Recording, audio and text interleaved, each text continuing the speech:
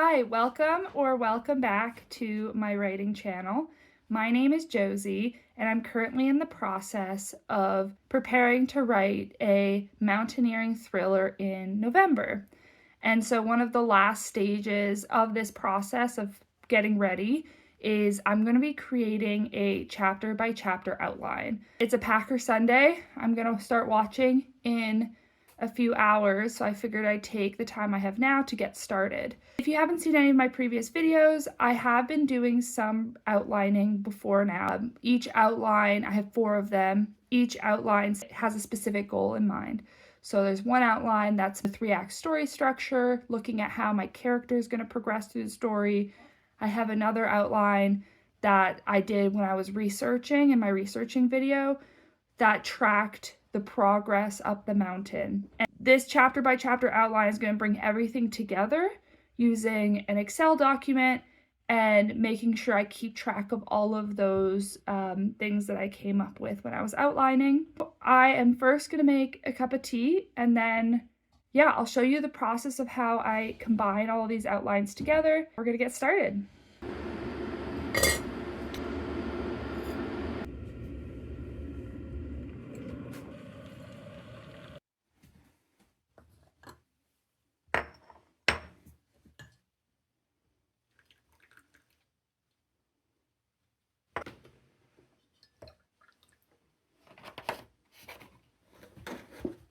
I'm here with my laptop and I've opened up a new Excel file, and you can do this in any spreadsheet program that you want.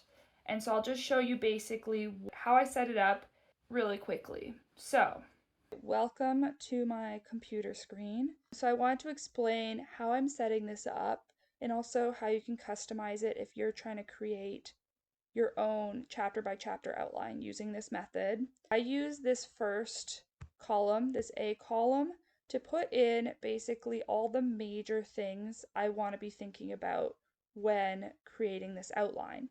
First, we have chapters. So this is just keeping track of all your chapters because every subsequent column after this is going to be relating to that chapter.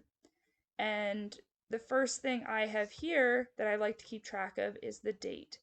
I tend to just make all my stories happen in the span of a few days because I think I struggle a lot with letting time pass. I've found that having a date really helps constrain me, or else I'll have 1,000 things happen in one day and not be able to keep track of when should lunch be, when is it afternoon, when is it finally evening.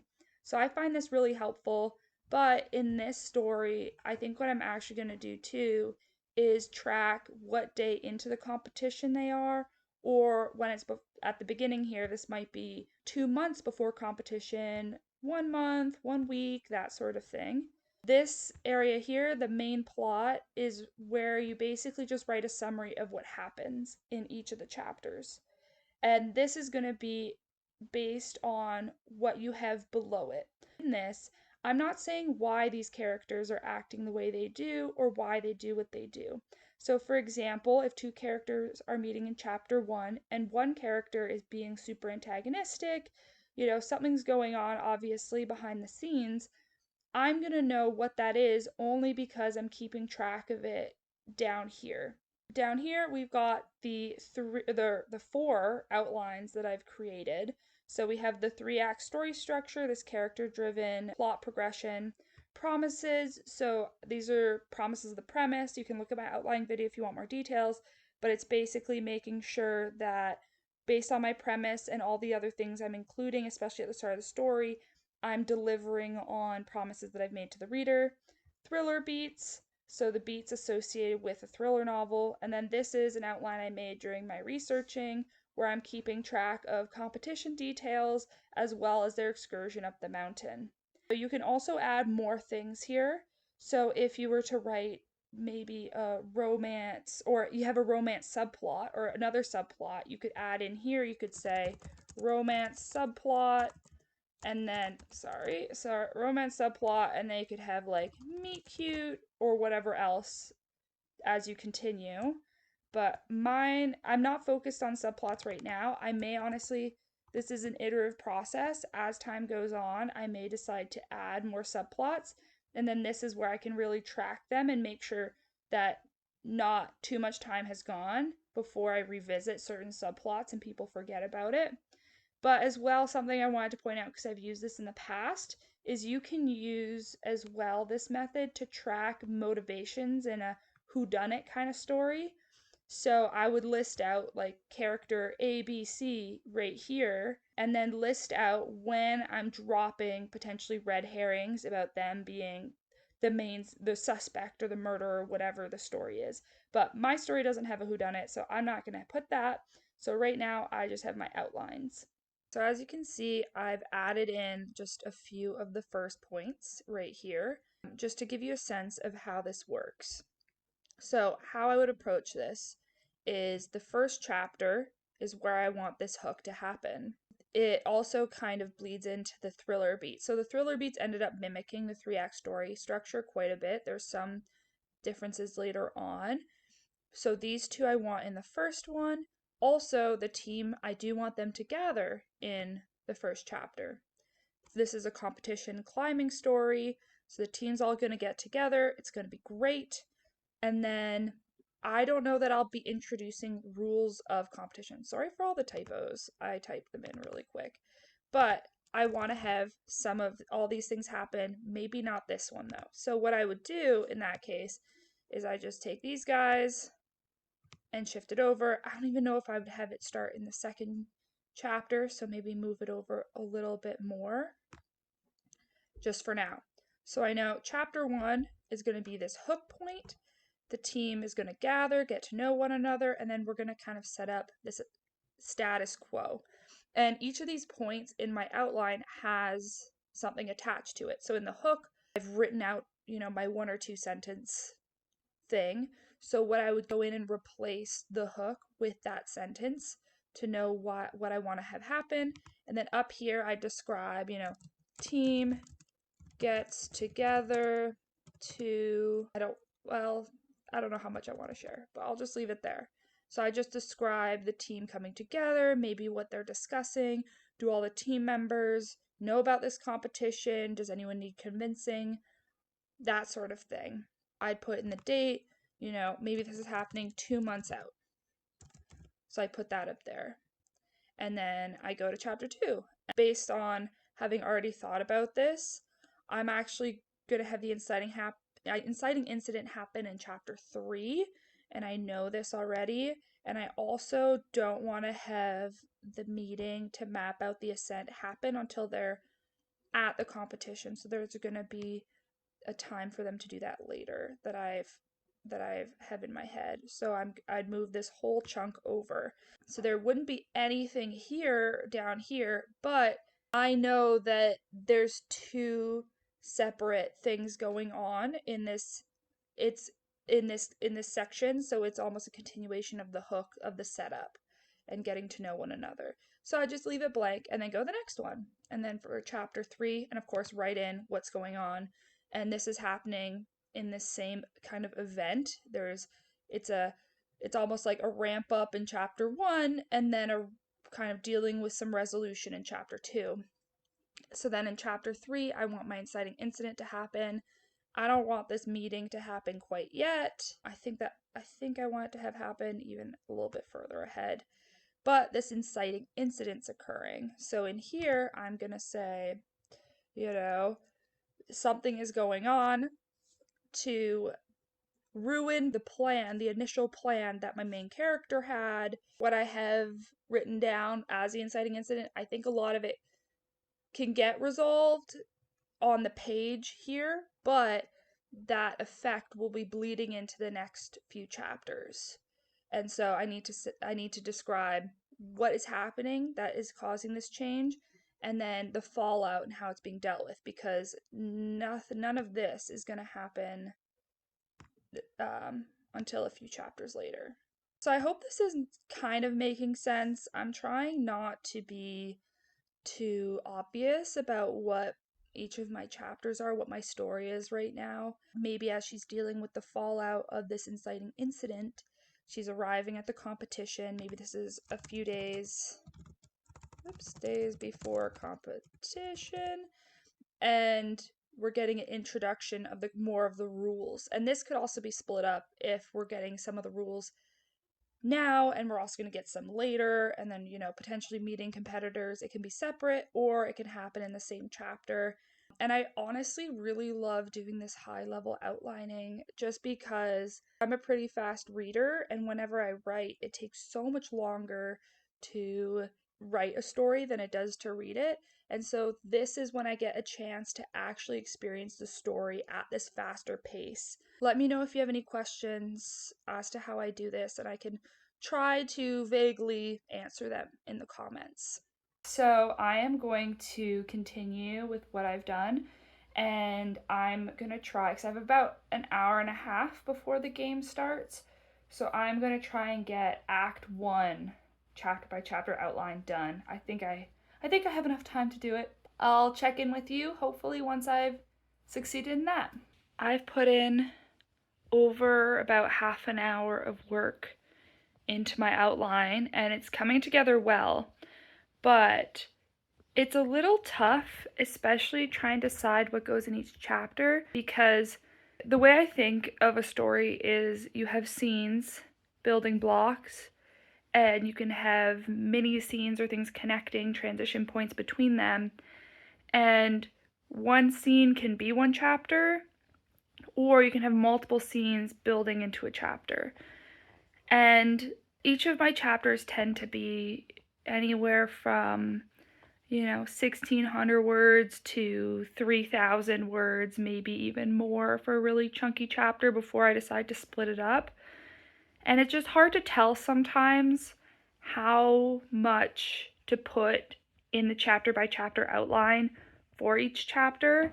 I feel like I always tend to go on the conservative side of making sure that there's enough there, because I want each chapter to feel like there's progress happening in multiple different threads. I usually like to make sure there's either character development, plot progression, or subplot progression, have at least two of those things going on in a chapter.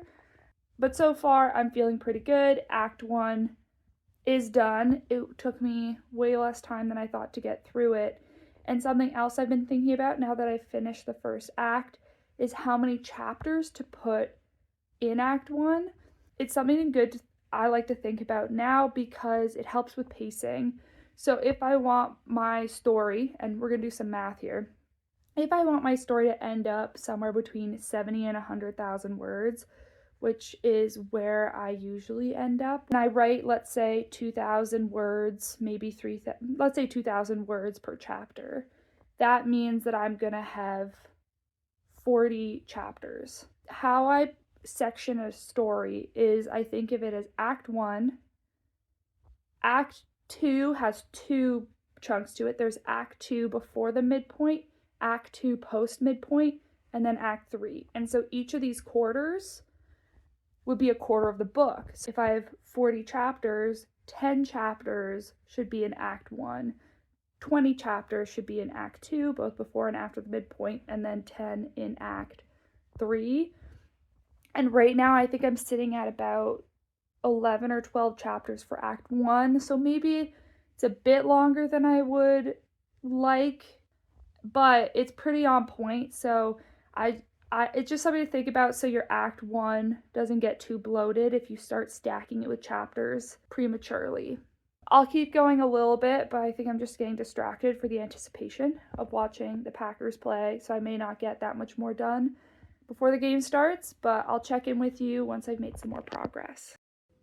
Hello, I'm back with a hot drink in the same cup, but it's a different drink this time. I got a hot chocolate with some eggnog liqueur, and I'm here to chat about my progress. I can't say that I've gotten to the end of my chapter by chapter outline, but what I ended up doing was I kept going in order of chapters through the story, and then at about the halfway through the second half of Act 2. So let's just say a few chapters after the midpoint of Act 2, I was having some trouble figuring out the order of things, and then I went to the end and then went backwards. And then I was able to kind of go backwards a little bit, go forwards a little bit, and slowly close this gap. And I feel like endings are always the trickiest for me. By endings, I don't just mean the final chapters, I mean the whole kind of sequence. In my earliest thriller that I wrote especially, I literally just rewrote the last like 10 chapters a few different times just because every time I just felt like there was something missing. It was too convoluted. Beyond just all of the strategies and stuff that you can find online of how to write a good ending, I feel like a lot of times I have this instinct for my own stories of this doesn't feel good. Something about this just doesn't click for me. And what I'm trying to decide here is that this final sequence, I don't want it to get too repetitive. This is why I'm also happy that I still have a few weeks before November starts, because it'll give me time to really think about this series of events. And also, I'm relying on the fact that I'm not necessarily going to follow this exactly. I want to give myself enough of a roadmap. And honestly, I might not even get to this section by the end of November when I get to 50,000 words. I am an underwriter, so it's possible, but I'm not too worried. I feel good about the first act. I feel good about the second act. Well, most of the second act. Third act, it gets a little wonky. But also when I'm writing it, I'll get a sense of how it's feeling. And from that, maybe I'll have a better idea of like how, if this is too many kind of repetitious chapters where too many similar things are happening, and if something needs to be broken up, because a lot of it too can be done kind of on a line level. The same thing can happen multiple times, but if the focus is different each time and there's a different motive, a different spin on it, it can work. I'm gonna give it a bit of time. I'm gonna sit on this probably for a few days, keep thinking about it, keep trying out different things. And hopefully I land on something I like. If not, it'll be for drafting Josie to figure out.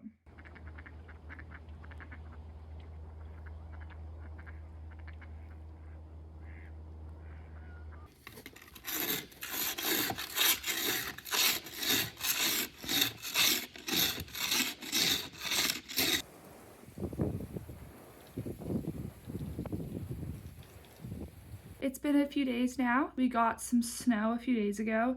It stuck around for the most part, but I think in the last day it melted quite a bit, which was good because we had a bit of like ice on our porch, so now it's melted away, so it's not slippery anymore. Today I wanted to go back through my chapter by chapter outline, see where I think things need to be added, see how I feel about the ending. If you've seen my first outlining video, I had been debating about having a more of a tragic ending or not.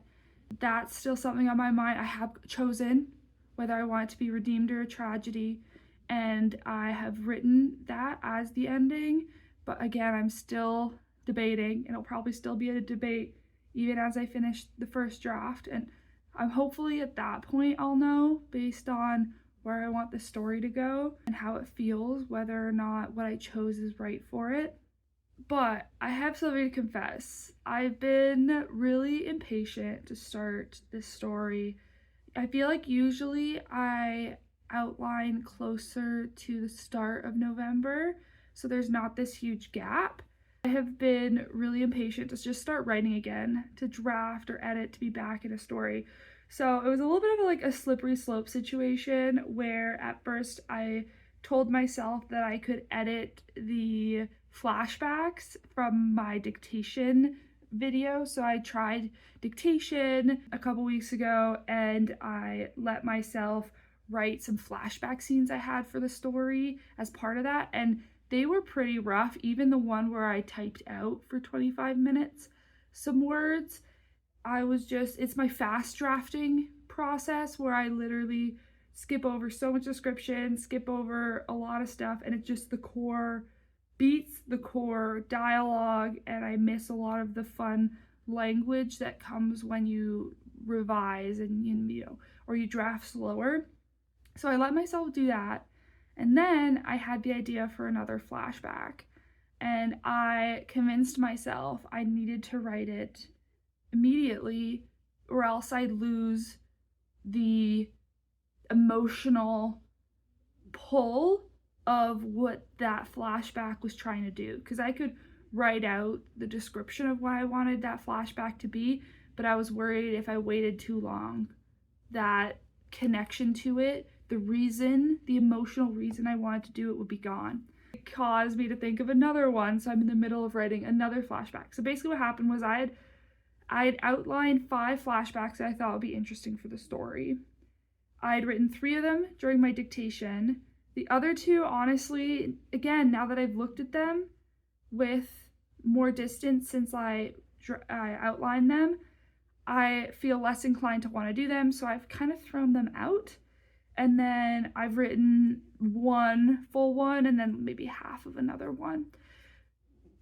So we're back at 5 flashbacks. I want to say that I'm disappointed with myself or anything like that, but I think it's honestly really important that I keep writing bits and pieces up until the start of November, because going from writing nothing to writing 50,000 words in a month is going to be tough. Like, even when I was drafting in the evenings, these flashbacks, one evening I wrote 1,500 words, and that took me a while because I was also drafting it a bit slower because I wanted to get the fullness of the scene, the emotional impact. There wasn't as much dialogue in that scene, so I really had to delve more into the emotional, environmental part of it all.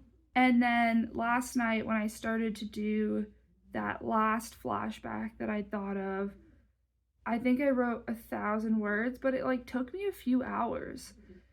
So I'll definitely have to transition to a more fast drafting process when November comes. But for this morning, we're going to be pulling out my Excel spreadsheet, my chapter by chapter outline, and going through that again. So I'll check back in with you once I've had a chance to do that. I think we did it. I'm feeling really good about my chapter by chapter outline. I even took the opportunity to try and thread in the flashbacks that I have to see if they have a place in the narrative to help build and add to the story. Even though I think the flashbacks are really interesting, I don't want to just throw them in just for the sake of it. I want them to almost be a bit of a reveal of character, of motive, of something relating to the plot, or else it'll just bog down wherever I put it in. Kind of interesting because there's different options when you include flashbacks. So you can, of course, just make it like a flashback chapter. Or something I did 2 thrillers ago was I had this scene where while the character was going about current day, she was remembering the past through actually a game of poker, because she played poker with her dad and they were playing poker in real life. So it kept going back and forth, jumping between the past and the present using that. And I found that to be really interesting. And then trying to find ways to kind of tie the past and the present together. So, for example, in the present, you'd say, oh, she was given, her next cards. And then it would flash back to the past where she's looking at her cards. So it's kind of trying to fluidly move back and forth. I don't know that I'll do it exactly the same way here, but I have a lot of scenes where they're going to be traveling, they're going to be climbing, they're going to be hiking, whatever. And often for myself, I feel like when I'm doing exercise like that, it's often the perfect opportunity to reflect on stuff. So it almost feels built in that the main character would be reflecting, almost would be having these flashbacks naturally. I have a few places where I've put a flashback in as just a full chapter, and then a few places where I'm having it flash back and forth, and then that being the driver for her making certain internal decisions, and those flashbacks, remembering certain things, bringing out emotions in her, and forcing her to make her next move. There's actually another flashback from that I'm thinking about doing, or modifying one that I already have to maybe make it fit a bit better for what I want it to do. But otherwise, I am at 38 chapters, and it's approximately, you know, like 10 chapters per each of those quarters. So like a quarter in Act 1, 2 quarters in Act 2, one before, one after the midpoint, and then another quarter of the chapters afterwards. Still a little bit concerned that the ending has too much repetition. Like, it's not going to feel distinct enough, but we'll see. We'll see. When I write it, as I'm in the flow, maybe it'll feel better. And oftentimes too, so not to spoil anything, but, well, it'll be a bit of a spoiler, but hopefully you forget some of this if you ever end up reading this story. The ending, not only does the main character's actions kind of turn back on her, but there's also weather coming in, there's kind of a disaster, everyone's struggling. And when I've read mountaineering books, there was always kind of this midpoint tragedy, like disaster happening. And then the back half of the book is entirely them trying to save themselves, save other people, that sort of thing. And so there's like chapter and chapter and chapter of them navigating the mountain, navigating obstacles that could be considered repetitious, but I felt like when I was reading it, I was on the edge of my seat the entire time. So that's what I'm trying to remind myself, is that even though for me, because I know the ending, it feels prolonged as I'm plotting it, but I think that's why I think it'll be okay when I finally get to there, when I'm drafting. So I just have to be confident that my instinct is going to be correct, and if it's not, I figure it out when I get there. Just want to say thank you for watching yet another long preparation video. 2 more weeks of kind of prepping, getting ready, and then it'll be time to start, and I literally cannot wait. I'm so excited.